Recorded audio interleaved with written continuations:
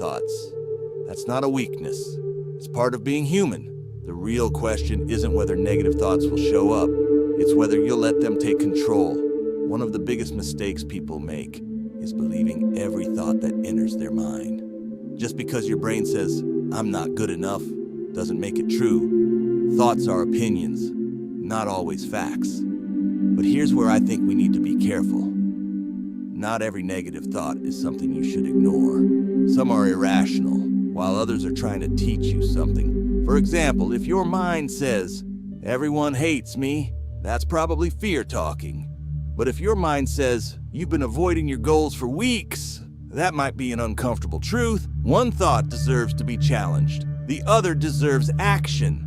That's why I believe we shouldn't ask, "How do I stop thinking negatively?" We should ask, "What is this thought trying to tell me?"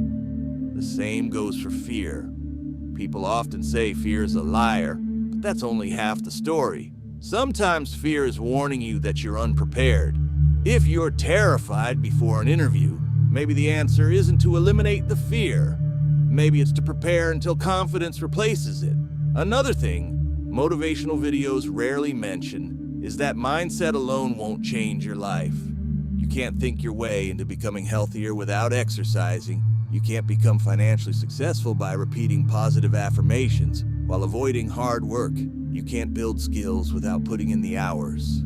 A positive mindset is powerful, but without action, it becomes nothing more than wishful thinking. Your environment also plays a bigger role than most people realize.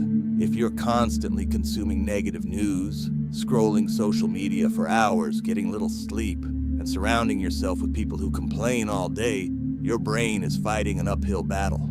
Sometimes the fastest way to improve your thoughts isn't changing your mindset, it's changing what you feed your mind every day. Here's a simple exercise that can completely change the way you respond to negative thinking. The next time you catch yourself in a negative spiral, ask yourself 3 questions. Is this actually true? What evidence do I have?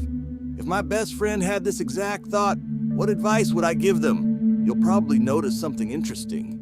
You're far more compassionate with other people than you are with yourself. And maybe that's where real growth begins. At the end of the day, success doesn't belong to people who never experience self-doubt. It belongs to the people who refuse to let doubt make their decisions.